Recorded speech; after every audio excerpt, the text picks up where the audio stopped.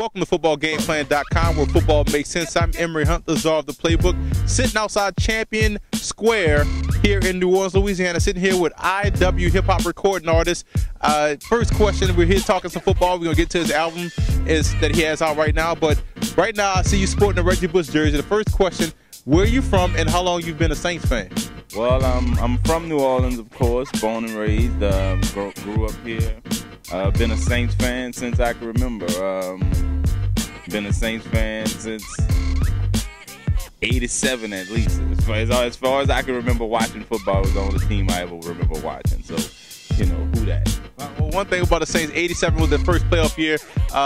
Big loss to the Vikings, 44-10. Anthony Carter had a field day. He still catching touchdown passes on Toy Cook. So one thing about the Saints, you know, they just had a big victory against the Atlanta Falcons. Where do you see this Saints team going? Because I know you know a little football. You play football yourself. I know you play a little football, so I know you know a little bit about the game. What do you think the Saints have to do in order to get back to the Super Bowl? Well, I think the Saints just need to continually run the ball, find a bit more balance. Yesterday, the game was a bit closer than it needed to be. They pulled it out. Breeze once again threw over 40-something passes. The run game, we ran the ball enough to keep them honest, but we could have gotten more running plays in if we didn't have so many 3 and out. So I understand that it was kind of off balance, but I think if we keep it balanced, once we get the running game and the play action going, they're hard to beat. I mean, you don't know what they're doing. There's too many weapons. Now, one thing about the Saints that they do real well is the fact they do operate off balance, and the guy whose jersey you're wearing, Reggie Bush, is a big playmaker. Now, a lot of people always want to call Reggie Bush a bust, or he's underachieving, he's overpaid. What do you think about Reggie Bush and how he fits into the Saints offense? Well, I mean, I've always been a big Reggie fan. The thing about it is that you have to account for him, always. And the thing is, people who may have those negative things, they've probably never played football. They don't understand the ins and outs of football and understand that a big portion of him being on the field is to get all the other weapons open, because that's the one guy that you don't want to leave one-on-one with anybody. So when Reggie's on the field, he demands a double team. So that, I mean, his number speaks for itself. The dude's been splitting carries, you know, since he's been there, yet he's one of their top touchdown scorers. He's never been the main attraction, and even in college he wasn't. But the thing is, like we talked about before, you have to understand that he won the Heisman splitting time. So that's amazing within itself. He didn't even start at USC, and he still won the Heisman, ran for damn near 1,700 yards splitting carries. So, you know, it is what it is. And one thing about Bush that's important, man, is when people draft a guy like Reggie Bush, and we talked about this off camera, when you draft a guy like Reggie Bush, I would hate to have seen somebody like Barry Sanders or Thurman Thomas play in this day and age, because they would consider these guys a bust. And what made you like Reggie is the fact that he make these plays in space. He cuts back across the field, 70 yards down the field. But then when you get in the league, you want to make him Bam Morris. You can't turn his greatest strength into his biggest weakness. Allow Reggie Bush to be Reggie Bush. You agree? I agree 100%. The thing is, with a player like Reggie, and we say this all before talking about Barry, when you have that type of skill set, it's unnatural for him to just give up on the play, because running into the pile is, in a sense, giving up on the play.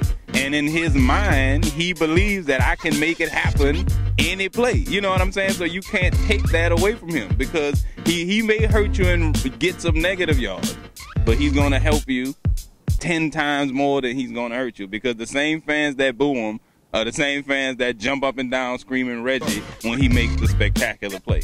You know what I'm saying? It's similar to that Barry Sanders syndrome, like we always talk about. We use him as a comparison, because Barry was the type that'll lose 2, lose 3, but in this day and age, they'll take him out the game, but not realizing the third play would be that 70-yard touchdown run. So I agree wholeheartedly. Now, we touched on you playing a little football. Where did you play football, and what position did you play? I played football at a high school in New Orleans called McMain. Was predominantly known as an academic school, but when we were there, we were really good in football. Out of my 3 years on varsity, we made the playoffs twice. Should have been in the playoffs 3 times. You know, we were all district, and, you know, put up some really decent numbers. We really turned that program around. That my high school was actually featured on the ESPN Rise. They did a special with Stan Barrett. That was the high school that I attended. Now, you look at McMahon High School, and the position you play running back. Now, if you had to compare yourself to anybody that's passed in the NFL or that are currently playing, who would you compare yourself to, and what was your biggest skill set? I don't know. My biggest skill set, I would say, I had pretty decent vision, but I was very hard to tackle. I wasn't a big guy, but I had pretty decent agility, could make people miss, and I was fast. I mean, I would say I was a pretty good all-around back. I could catch. I wasn't somebody that you'd send in double coverage to beat somebody, but I could catch the football and make something happen. But if I was to compare myself to somebody these days, geez, that's a tough question. Because people sad these young players. Now watching some of your highlights though, I would have to say, that's hard. I would compare a lot of what you did to what Warrick Dunn was able to do at Florida State. You're a lot like Warrick Dunn. You're bigger than Warrick Dunn. You know, you were 6 feet tall, 195 pounds, so you were able to make people miss. You had a lot of quick speed, and the agility you showed as a tailback was amazing. Now, you know, as far as you trying to pound it in there, how would you feel if a coach told you had to pound it inside when your game was pretty much making people miss and making people look foolish? I mean, that's bad coaching. The thing is, every runner is different. Every person is different. With the running back, you can't tell them where to run. It's one of the most instinctive things ever. Like, so when you can run the ball or you can't. And it's almost, if people don't even understand this, even with receivers, either you can catch the ball or you can't. Like, you can't make somebody know how to catch. You can't make somebody know how to throw. It's either something you can do or you can't. So, like, that's the thing. It's crazy. Every runner has his own style. Some runners are downhill. Some runners try to make it happen. Some runners are slashers. So, I mean, I think it's really ludicrous every time you see a guy like C.J. Spiller or a guy like Reggie Bush, and they try to bounce it outside. You hear the announcer saying, "Oh, pound it up in there. This the NFL." As if they bust every run that they did in college. Like, you're going to get caught sometimes. But then when they make that amazing play, the same announcer is saying, "Oh, look at Spiller with the speed and the agility." And so, you know, it's foolish, man. It's crazy. IW here dropping some knowledge on the game of football. Now, speaking of dropping knowledge, you're a hip-hop artist. I love your album. You guys haven't checked it out right now. It's called About Time. You can check it out on iTunes and everything, doyoumusic.com. Talk a little bit about your album and where you're going with your project and where you are as an artist right now. Right now, I got a lot of good things going on. I have some big things going in the city of New Orleans right now. I did the opening song for the Friday Night Football Show, which is the local high school football show. That you can see that on WGNO26.com. I've just had some big meetings with the school board because I am a school teacher as well, and I'm looking forward to visiting schools and performing in the schools in my area that I feel need to have some, you know, positive, real life music for these kids, because the things that are going on in rap music now is just crazy. It's not like when we were growing up. Not at all. Not at all. There's nobody to tell them the truth. Like I said, when we were coming up, they had songs like Self-Destruction, you know, and things like that, really songs with a purpose. And I teach these days, and I always ask my kids this. When I hear them singing a song or any rap song, I always say, "What's that song about?" And they can never answer me. And that's what you do well. That's a good clue as to, you know, what they're feeding their brains. Like, they don't even know what they're singing. They're just singing it. So my music, I really plan on traveling the world and letting these kids hear it and giving them the truth, you know, that's beneath all the glamour that they see on TV. That's not real. That's not actual.